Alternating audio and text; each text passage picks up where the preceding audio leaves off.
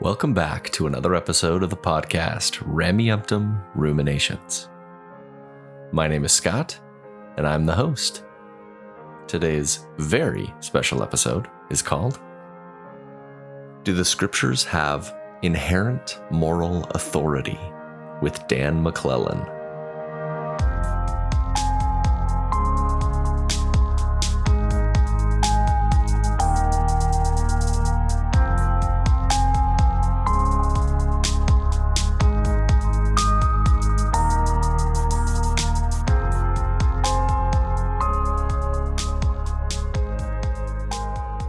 Welcome back to another episode of the podcast, Rameumptom, Ruminations. This is a very special one that I am so excited about. I've got a guest that I'm going to bring on that I have been looking forward to chatting with for a very long time. Let me give a little bit of his background, and then we'll bring him out of the green room. Dan McClellan has a Master's of Jewish Studies from the University of Oxford, Master's of Biblical Studies from Trinity Western University, Doctor of Theology and Religion from the University of Exeter. In his professional career, he worked for the last decade in scripture translation for the LDS Church. Dan McClellan is also known for his TikTok channel and his YouTube page. He is a biblical scholar that has a wide audience of both believers and non-believers. So without further ado, Dan, thank you so much for coming on to Rameumptom Ruminations. Hi, Scott. Thank you for having me. I appreciate your time.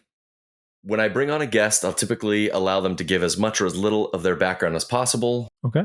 Sometimes they like to talk about their upbringing within the LDS Church. Mm-hmm. If that's not something you want to talk about, that's totally fine. You can say as much or as little about yourself before we jump into things. Okay. So I'm actually an adult convert to the church. I wasn't raised in the LDS Church. I was baptized when I was... I didn't know that. Wow. Yeah, that's been kind of a consistent response to when people find that out. I was baptized when I was 20 years old in Plano, Texas on September 9th, 2000. And then a year and a day later, I sent in my mission papers. So that would be September 10th, 2001. And then the next day, the whole world changed. Wow. And I wasn't even sure I was going to be able to serve a mission, but I ended up being called to Uruguay, went and served a mission in Uruguay. I also served in South America. Okay. In Chile. In Chile? Okay. We had an elder from Chile. Well, we had a few, but one that I knew quite well who was a great guy. But it wasn't quite Castellano. A little bit different Spanish in Chile. No, not quite. A little different. Yeah. They cut off most of their S's and their D's. So their accent is a little bit harder to learn. At least I thought it was. He used to say Cubo all the time. But it was in that year between getting baptized and going on a mission that I realized I was kind of behind everybody else I would be serving alongside in terms of scripture study. So I spent that year reading the scriptures for like an hour and a half every single day. I wanted to get through the whole standard works so that I was a little better situated to run with everybody else on the mission. And then I got to the mission and realized, no, I'm already well ahead of everybody else here. Not everybody, but most of the people here. And I fell in love with reading the Bible on my mission. And I thought, gosh, I would really like to be able to carry this on in school after I get home. Now, I had already been kicked out of one university. In 1998, the University of Colorado invited me not to return for the second semester after I spent all but the first 2 weeks smoking a little too much pot, drinking a little too much SoCo, going to too few classes, getting in too many fights. There was some drug use as well that got in the way of things. So basically, I was there to do what I don't know if you watch South Park, but there's a line I still remember from South Park where the chef says, "There's a time and a place for everything. It's called college." And I really ran with that at the University of Northern Colorado, and they said, "You know what? College isn't for you." So when I got home from my mission, I had a muscular 0.29 GPA, but I hoped that maybe BYU would be merciful to a convert return missionary, and they were not. They laughed at me the first time around. Oh, no. But I went to a local community college. At the time, it was Collin County Community College. Now I believe it goes by just Collin College. And I did a semester. I learned how to study as a missionary, and got a 4.0. I went to BYU. I spent a summer in Provo doing their visiting student summer semester, and then I tested out a bunch of Spanish classes, and basically waltzed in the back door of BYU as a transfer student. They have since locked and bolted that door, but and I discovered I could study ancient Near Eastern studies. I could direct myself towards making the study of the scriptures a career, and so I did that. Went away to England for another degree, then to Canada for another, and then I got this job working in scripture translation as a scripture translation supervisor. Kind of fell in my lap, and that was a phenomenal career. It enabled me to do a PhD, a distance PhD with the University of Exeter. Enabled me to work with my specialization in that career for just over a decade. And it was always a bridge to try to allow me to get back into academia. And the biblical studies is not a very robust field right now. The jobs are few and far between. So I have applied to a number of positions and never got so much as an interview for a handful of reasons. But when I got on TikTok, initially it was because I saw people cross-posting TikTok videos on Facebook, on Instagram, and they were talking about religious studies, biblical studies, and stuff like that. And I just initially was kind of like, who's in charge over there? And so I got an account to go lurk for a little bit and see what things were like. And there were a lot of different groups on TikTok. There were a lot of very well-meaning people who were hobbyists, who were students, who were trying to get into more serious study of the Bible. And I thought, well, maybe as a credentialed scholar, I can kind of come in and call balls and strikes to some degree and share my perspective. And to my surprise, there was an audience for this. There was a lot of interest in someone who could say, well, these are the data, and this is what they indicate, whether it agrees with my own personal identity politics or does not. That was surprising, but that opened avenues for me and allowed me to pivot into doing public scholarship full time, which is what I'm doing now since January. I left that position and I teach my online courses and am engaged in public scholarship. I want to be a resource to the general public to help them have better access to the academic study of the Bible and religion, and as usual, combat the spread of misinformation. So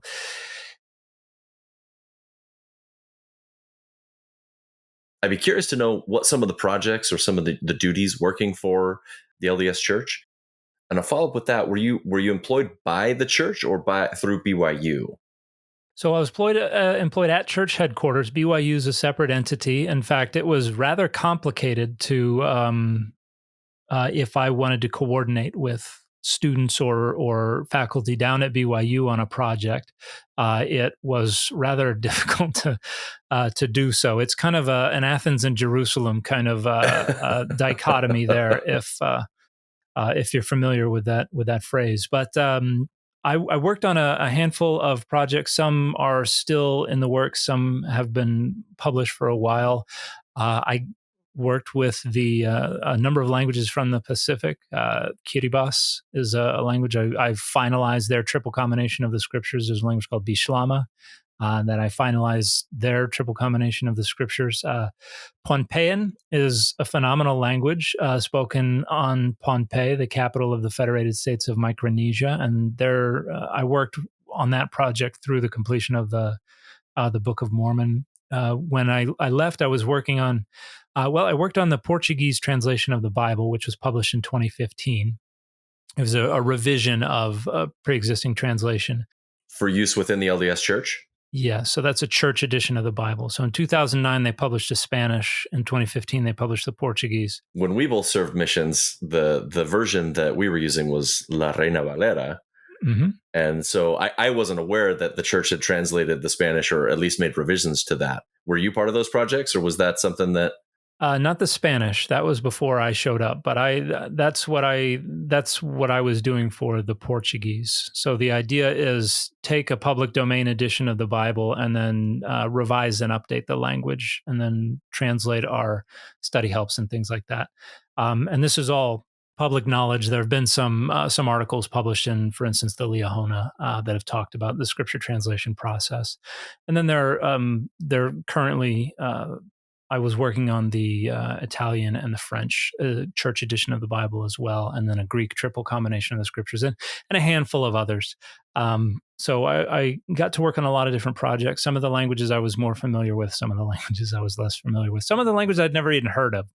How many languages can you speak then? Speak or read and understand? Barely one. No, I'm going to contest you on that one.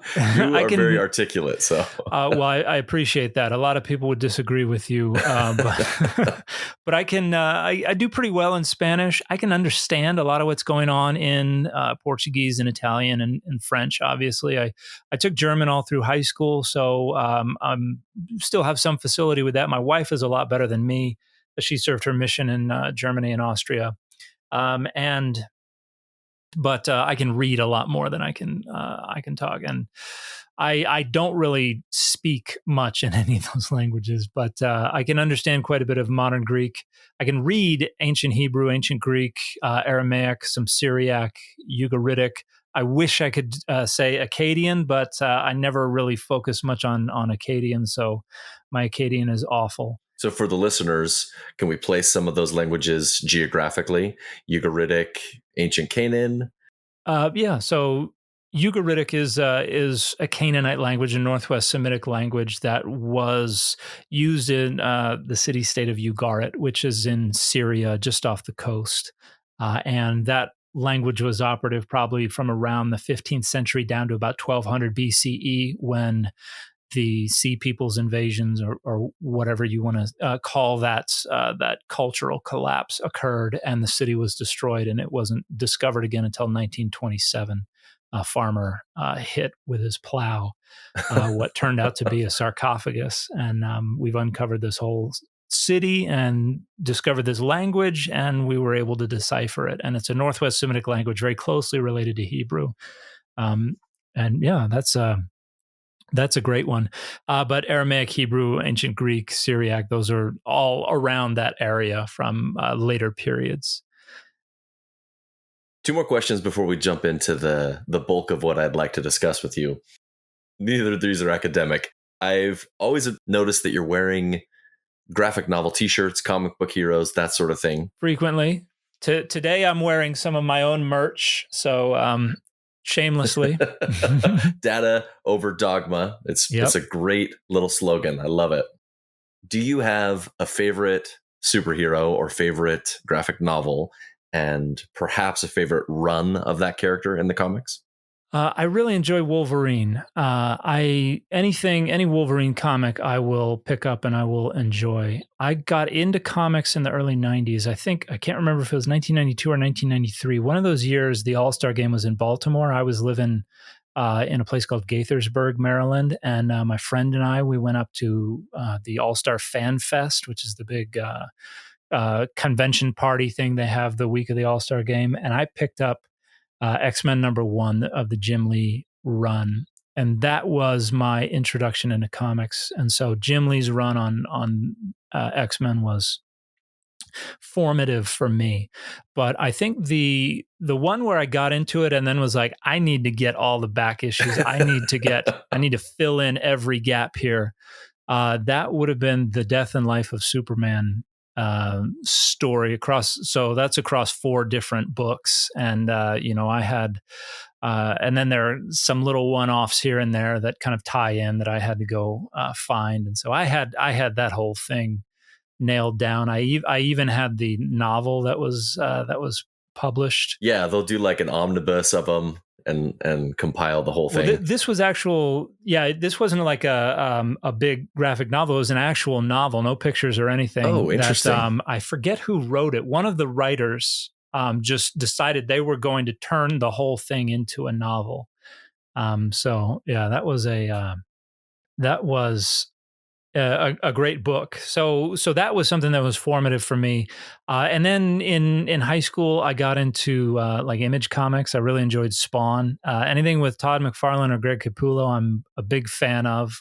Those I wanted to be a comic book artist when I was growing up, and so I modeled my own work on them, on Greg Capullo, on Todd McFarlane. X-Men with Joe Madureira, I thought he was phenomenal. Loved his artwork. The Miles Morales run with Sarah Pichelli, which I think was the Ultimate Spider-Man. I really enjoyed that one. I love her interpretation of Venom. I think that's probably one of my favorites. And there are a handful of comics I got into really deeply for a while and then got bored of, like Gen 13. I don't know if you recall that one I'm not from back familiar in the with that one. 90s.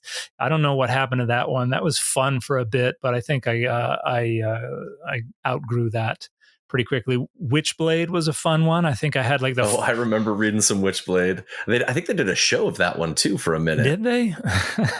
I vaguely recall, but I could be wrong. I did like the first 5 or so issues of that. Mark Silvestri, I thought, was a really great artist.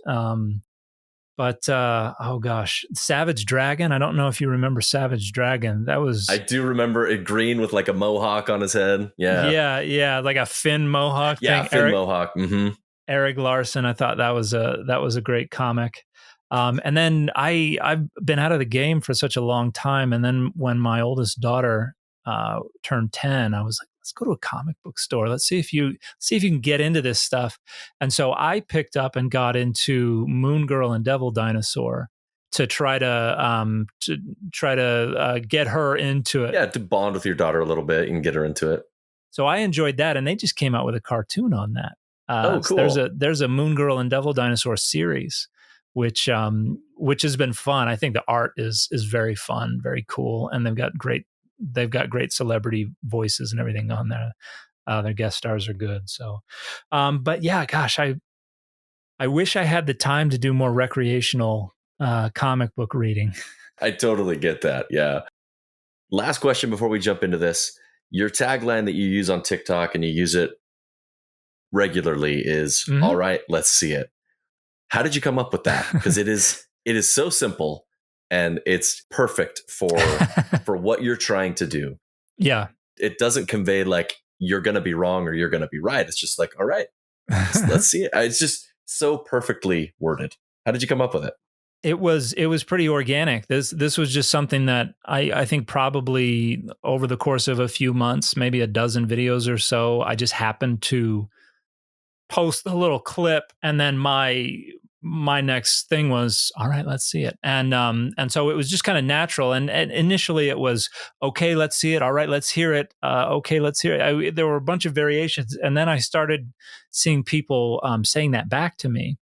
And so I thought, like, my motto, my logo is our slogan is data over dogma. And then people started saying, all right, let's see it back to me. And I was like, okay, so I guess I got to use that now. That's a bit of a catchphrase. And so now I've standardized it. It's always, all right, let's see it. And then I had a bunch of people saying you need to put that on a shirt. And so I tried that. I experimented with some designs and it was creepy. I can imagine. I don't think that that translates well to a t-shirt or just like a still image instead of. Yeah. So at first I did some, I'm an artist. So I did some drawings of me with, like a skeptical look on my face. And I would look at it and be like, yeah, that's very creepy. So, and so I went to just text. So there is a shirt out there you can get that says, in quotation marks, all right, let's see it. And then under that, it says data over dogma, just to try to contextualize things a little bit. But I don't like promote that very much, just because I am a little uncomfortable with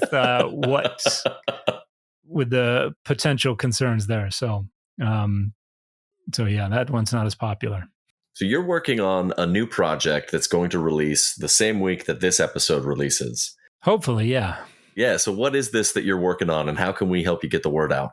So this is the Data Over Dogma podcast that a friend of mine, Dan Beecher, and I are starting up. He introduced himself to me way back when I first started.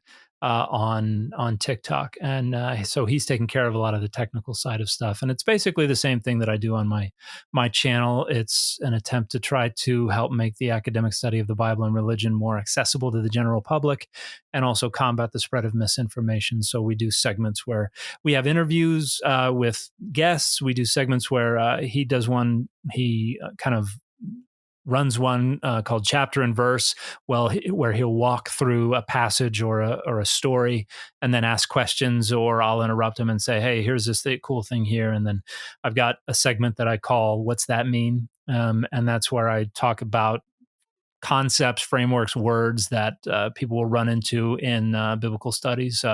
Today, we recorded an episode and I talked about univocality, a word that I'm fond of using on my channel.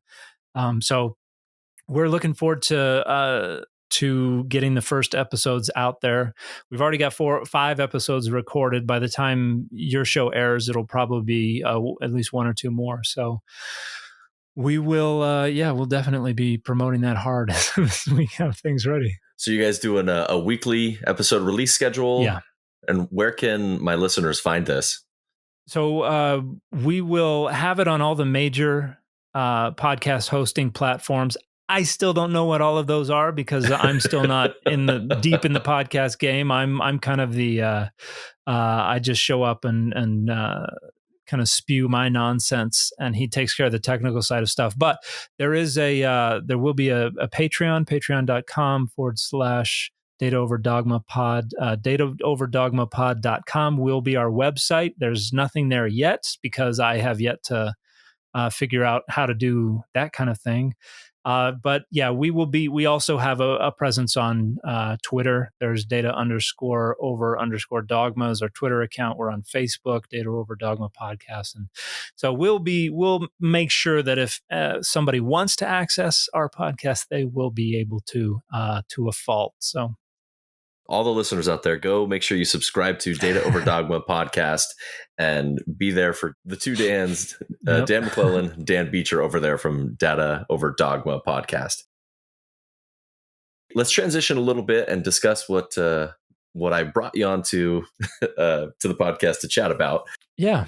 What I wanted to talk about, we can focus more on the Old Testament, New Testament, if that's more comfortable, but I'd be interested in some of your thoughts on the LDS scriptures as well on this. But what I want to talk about is how we as readers come to the text and negotiate meaning and negotiate like a moral authority within the scriptures.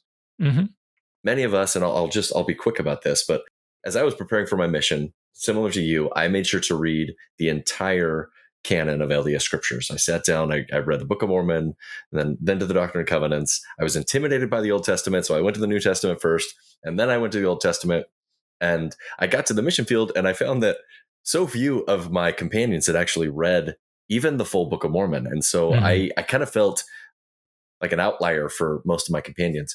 But in my time reading those scriptures, I made these lists, and I had sticky notes and notepads with a list of a topic. So if I ran into a Jehovah's Witness, or if I talked to a Catholic person, or whoever it was, I had a list of scriptures ready to fight and to be ready to say, here's why your beliefs are wrong, and here's why my beliefs are right.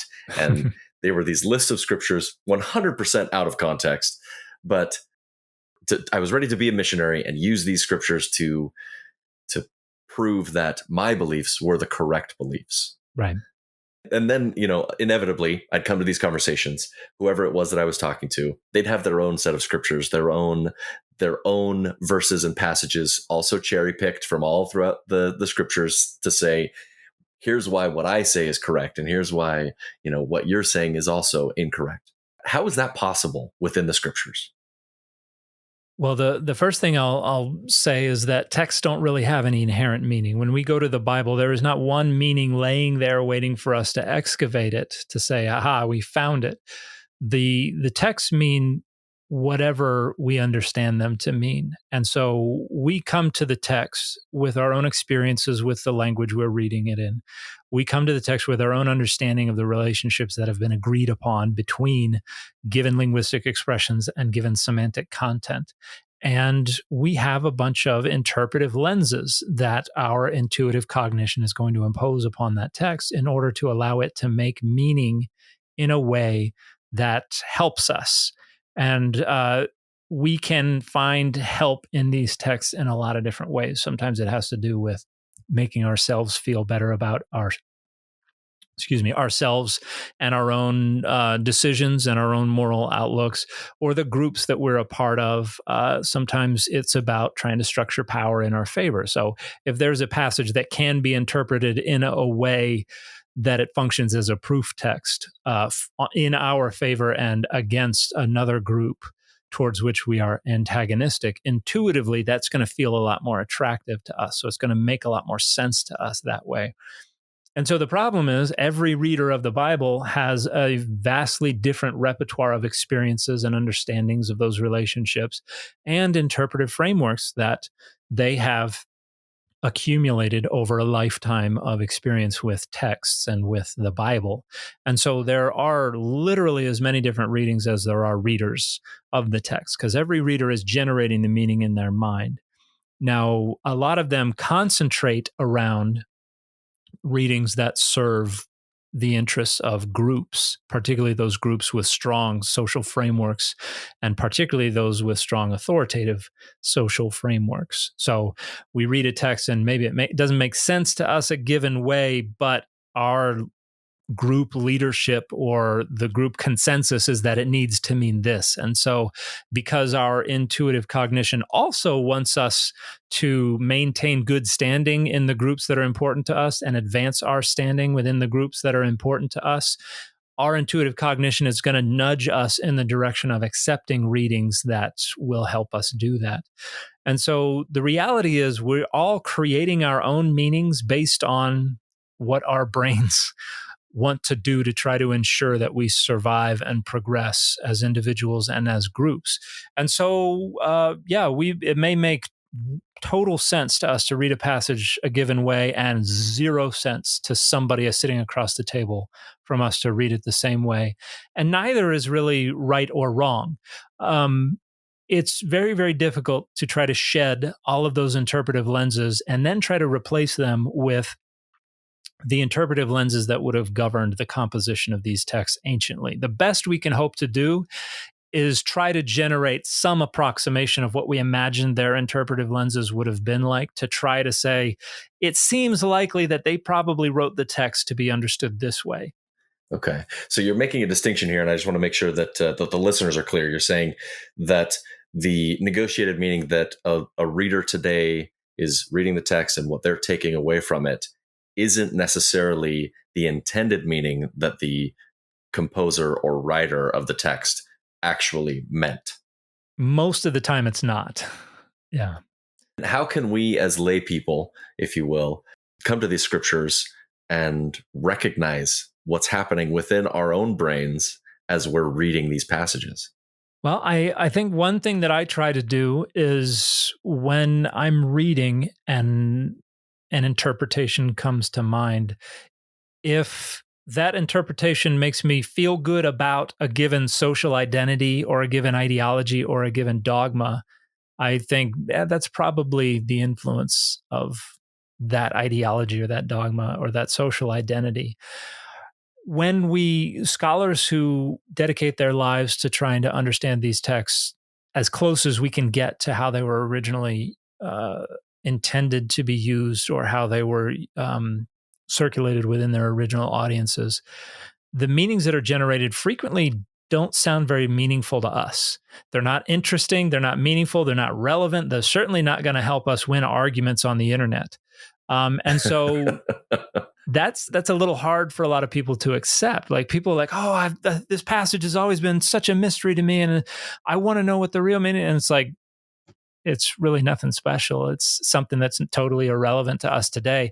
That's not exciting for a lot of people. And so I would say the less exciting a reading is, the probably the better it is.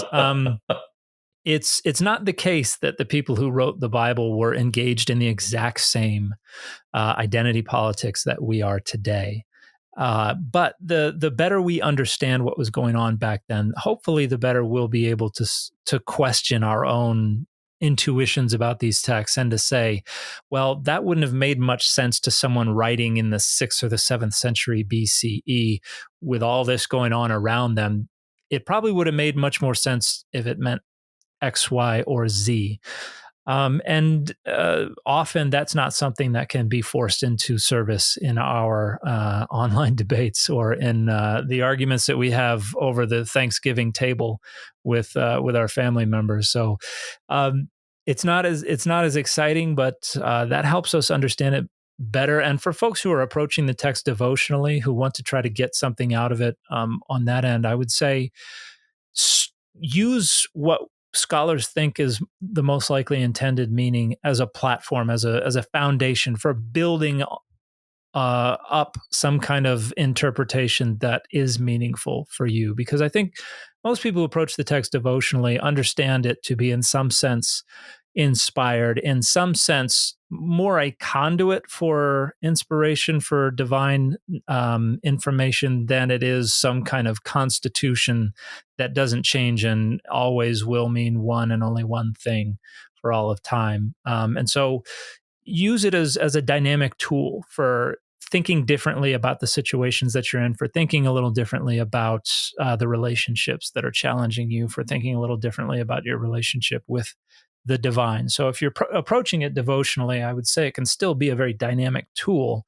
But a lot of times our concern is not really for progressing or making it a dynamic tool. A lot of times our priority is just winning an argument, or our priority is just feeling like our group is the best, or feeling like we have it right and everybody else has it wrong.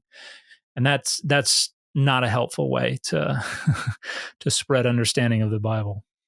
If our interpretations or these lenses that we're bringing to the readings are where it's getting the meaning that we're typically understanding, or what maybe mainstream Christianity is going to say this text means,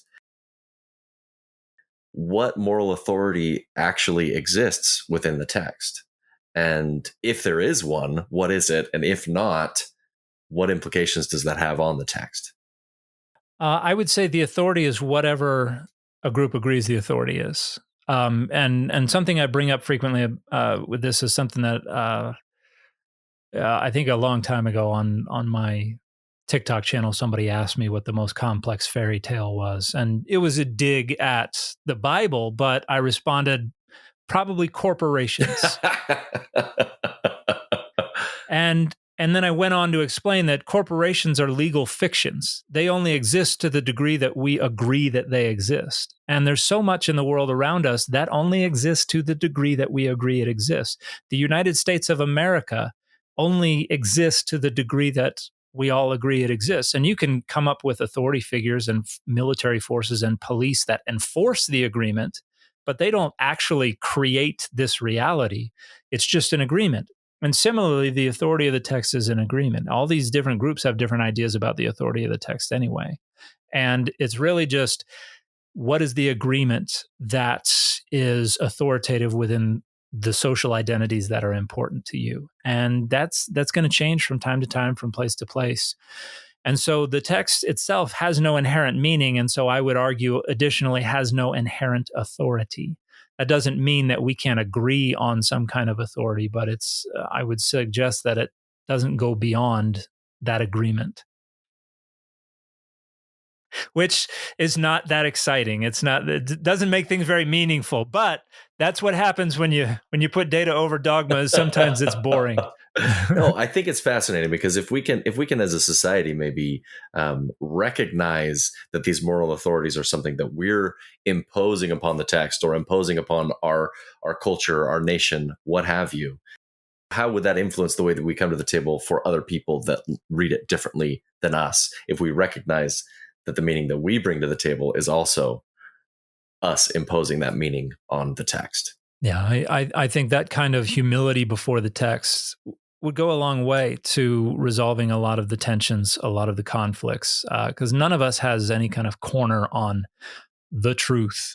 of what's going on in the text. We're all doing our best. And if we could acknowledge that this group over here is also doing their best, they just have different experiences, different histories, different social identities, hopefully it would mean a lot more compassion, a lot more empathy, a lot more cooperation. And in the end, within the cognitive science of religion, the consensus view is that religion as a conceptual package, which is also something that doesn't really exist, but only insofar as we agree that it exists, is something that has persevered for so long because it generates cooperation. And so to try to maximize cooperation, I think, is driving at precisely what drives religion. If I'm not mistaken, it was in the book Sapiens by Noah Yuval Harari, where he talked about expanding societies needing some sort of cooperative understanding of the world in order to function cohesively when it's grown beyond the capacity to truly know someone on a personal level within the organization. So that's a very widespread theory. In *Sapiens*, that's just one iteration of it. But this is discussed quite a bit in the cognitive science of religion, and there's a great book by Ara Norensayan called *Big Gods*, which talks about this as well. But yeah, once you get a social group that is bigger than a kinship unit, once you get to the point where you can count on running into people you have to cooperate with on a daily basis who you will not know personally. And Dunbar's number, kind of probably an outdated number that a guy named Dunbar came up with, was 150 people. That's about the ceiling that you could expect people to keep track of. Once you get into groups larger than that, you've got to have some kind of mechanism for knowing who you can trust and who you can't. And so ritual is one way that we develop a way to test the fidelity of other people. So, and this, we still see this all the time today. Shaking somebody's hand is something that we do. We have no idea why we do it. It's just what you do. But ultimately, what it comes down to is a tiny little gesture to show I'm going to participate in this interaction in a way that communicates that I am a faithful member of this social identity and I can do what is expected of me. And so, yeah, that's very, very deeply embedded in our evolved consciousness, and it extends well beyond religion into, like I said, shaking hands. A lot of the things that we do every single day to show other people that we are competent adult members of this society. That's kind of, those are the building blocks of what we now label religion, but also what we label society. I'm going to steer back a little bit to the subject that we were discussing a moment ago. Do you have any idea if the original composers of these texts, and we're going to set aside the Book of Mormon and Doctrine and Covenants, focusing on the Old Testament, New Testament, and then I do have maybe one or two questions about those, about the LDS scriptures, but would the original composers of these texts have anticipated the way that we use the scriptures today? Not even remotely. Now, there are shades of gray here, but for the most part, these composers were people who are writing these texts in order to serve far more direct and pressing social concerns, many of them having to do with structuring power in favor of a given cultic authority or state authority or non-state authority. Some of the prophetic literature is adamantly opposed to monarchy and the kingship and stuff like that. And then when we get into the New Testament, most of these texts are trying to tell stories in order to be able to standardize and transmit the words of Jesus, as well as curate what's going on in the congregations that have been set up. And so that they would all be gathered together and turned into what would later be understood as a single book that was understood to be perfectly consistent, perfectly univocal, meaning it all speaks with the same unified and consistent voice, and inerrant. Those ideas would be totally alien to the people who wrote those texts. Now, they would be probably pretty proud and probably pretty happy to see that. But at the same time, there's a part of them that would be horrified that people have been so misled about what's going on with the text that they wrote. And there are also layers and layers of editors and redactors that have worked on these texts. So the first person to put pen to paper to write any of the words that now occur in the book of Genesis wouldn't even recognize the book of Genesis. They would be like, well, I was responsible for a handful of words over here and a handful of words over there. I don't know where the rest of my story went. I don't know what got put in its place. So there's a lot of that going on as well. One of the interesting distinctions, and within the LDS faith, they talk about this, but the Book of Mormon, Doctrine and Covenants were written for our time, is kind of the phrase, or we are the intended target audience. And that is distinct from the Old Testament, New Testament, because those were written for their time, for the audience that was contemporary with them. The question isn't, who composed the Book of Mormon or that sort of thing. The production was completed in the 1830s, released to the public, given to the people in the 1830s. But we still use that same text today. Are we also no longer the intended audience of the production of the Book of Mormon as it was presented by Joseph Smith?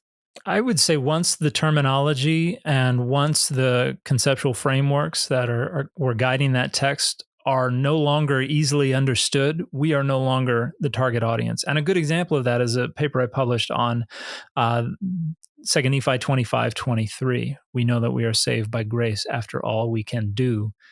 I went in and I looked at the use of that phrase in literature in the English language between, I think, like 1740 and 1840 or something like that. I looked at a whole century of literature, and that phrase was used a ton, particularly in discussions about grace. And it was always used to mean not we are saved by grace once we've done everything that we can do, but always to mean we're saved by grace despite everything we can do, all we can do. And so that was a usage that fell out of the public consciousness. We lost that sense of the text, and which means we reinterpreted it, and we interpreted it in a way different from what was intended.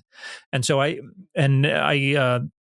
it's a statement that I've made in print, for instance, in that paper on 2 Nephi 25:23, but we need to understand the text to be operating on the level of 1830 English. That's not saying anything about its ultimate origins. It's just saying that if it is written for our day, and given the state of the text, if we want to understand it, we have to understand it as something written for an 1830s English, specifically American target audience. And yeah, we misunderstand it all the time because that's not, we have not been a part of that target audience for generations. So yeah, I think we need to, that's an example where we need to go do the work, put in the reps of trying to understand better how literature worked almost 200 years ago in order to best understand what's going on in the text. Because you were working in scripture translation. Is this something that was discussed in headquarters of making an updated version of common English, if you will, that we're speaking today to make it better understood by the general public? Or is that not something that was being discussed? I've seen people discuss that all over the church, not in church headquarters, outside of church headquarters, and all over. It's not something that I think, in my opinion, anyone would take seriously in church headquarters, because I didn't either. I was just curious. Yeah, it strikes me as a bridge too far. I mean, at some point it will become an inevitability, just as the English language changes and it becomes something that cannot be easily grasped. But I am not aware of any such intentions. Unfortunately, I wish I were, but I'm not. Well, that brings up an interesting, and maybe we'll have this be the final question that I ask you, because I know we're getting short on the time that I've got you for. With that understanding that yes, the English language has drifted and changed over the course of the 200 years since whether the composition or translation. That's unimportant to me with this question. Since we know that the language has shifted and the intended meaning might be lost on a modern reader, how is that something that we could, a believer or someone that's nuanced in their faith, how can they go to their scriptures and capture the meaning that's intended within the text? I think that requires a very careful, close reading. I think it requires accessing other resources, using things like not a lot of people have access to the online, the OED, the Oxford English Dictionary, which is available online. That is a phenomenal resource for understanding usage in given time periods. Everybody can access the 1828 Webster's Dictionary if they want to try to understand better word usage using Google, using there are a bunch of English literature corpora collections online. If there's terminology, if there are turns of phrase that seem odd, they're not easy to understand, or you think we understand them only because we've kind of institutionalized a given reading, go look them up. Go on Google Books and search for these things, and customize your search so it's only going to give you results from the first half of the 19th century or something like that. Find out how people were using the terminology back then. I mean, that's an awful lot of work, but if you're not willing to actually go do thorough research like that, I would just say, question your reading. Think a little more carefully about why you're coming up with the interpretations that you're coming up with, and how it serves you. And if there's something that bubbles to the surface as something particularly meaningful to you, interrogate that a little bit. Why is that meaningful to me? Is it possible this could mean something else?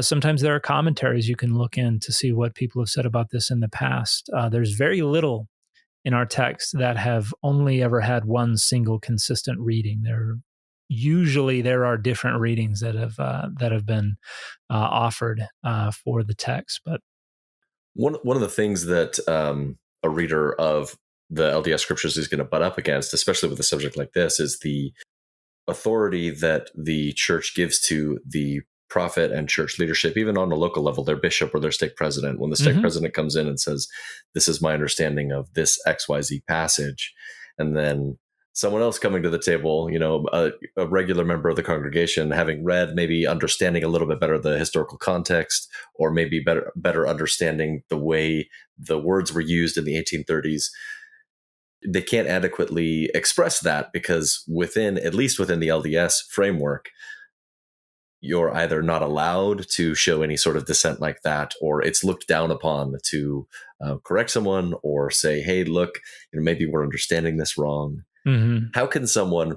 Because I do have a fair number of listeners that have left. They have no interest in ever coming back, but I have a lot that they're trying to make it work. They're desperately trying to grapple with their testimony, their belief in the church, or their belief in God, and reconcile that with some of the distinctions they see with the way it's presented to them. What advice would you give to a listener like that? I understand that people are in a lot of different types of circumstances. I was the gospel doctrine teacher last year, and I got up there and shared some of the stuff from the Come Follow Me manual that talked about how we need to contextualize a lot of what's going on. We need to understand that these were imperfect authors. Latter-day Saints don't believe in inerrancy. At least I've never been told I needed to believe in inerrancy. And so I feel bad that the game of leadership roulette, at whatever level you want to put it, has put some people in positions where they don't feel safe or comfortable offering alternative readings. And I do what I can to try to advocate for being a lot more open and a lot more tolerant of that kind of thing, because I have only ever seen, in my dealings with church leadership on a local and other levels, I have only ever seen a willingness to listen to different perspectives, and I know that is probably unique, that kind of experience.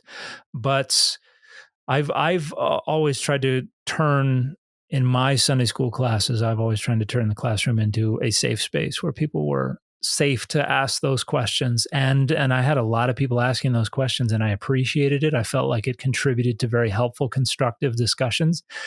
And I think there are a lot more people out there who would like to see that than are being vocal about it. I think a lot of people, when pushed, would probably say they would like to see that, because if we're just going to if we all know what the scriptures are allowed to mean, and we're just going to class to just make sure that we can all repeat what the scriptures are allowed to mean, that's not a school. And so I am doing what I can to try to break down those walls of dogmatism about the scriptures and what they're allowed to mean. I know that there are congregations where people are not comfortable doing that, and I don't know that I have a solution for those situations. But I hope that people will bring up those kinds of questions, and I am certainly not the authority to turn to. I'm not the one to cite. So don't say this guy over here said I'm allowed to do this to a bishop, because then I'm going to get in trouble. Dan McClellan's in the church. He said XYZ. So I'm not an authority figure in any sense whatsoever in that regard. But I would hope that that people would allow others to share their concerns, because that's how we learn and grow. And we're gonna be a lot more productive. We're going to become a lot more productive followers of Christ if we are allowed to follow the text where we think the Spirit is leading us, if that's how we're approaching the text. Awesome. I don't know that that's much in the way of advice or counsel, but I support everybody out there who is struggling with that. I think one of the reasons that many people respect you is your ability to separate your own beliefs from the data, or, it's the data over dogma. And people see that with the way you present yourself and the way you present information. You have a following that is both, raging atheists all the way to the most devout believers. And the way that you almost set your own personal convictions aside when you're grappling with the data, I think that is precisely why people listen to you. So you have my respect. You have the respect of so many other people out there. So, well, thank you. I appreciate that. Thank you so much for coming on. I know I didn't have you for too much time today. Maybe sometime down the road, I'd love to bring you back onto the show. Yeah, happy to.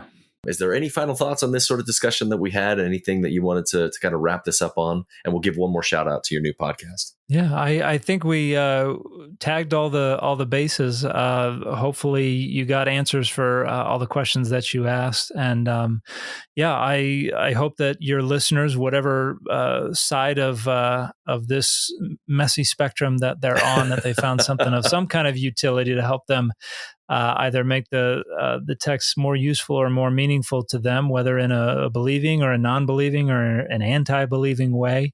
I think there's the scriptures, the Bible, restoration scripture, any kind of authoritative text is inevitably a dynamic tool that is going to be put to all different kinds of use. And so I think recognizing that is the case can help us be a lot more honest about what we're doing with it. And I think that's I think the final thing I would say is it's not always about what everybody else is doing wrong with the text. I think everybody should also spend a good portion of their time looking at what they're doing with the text that might be wrong. I do that every single day.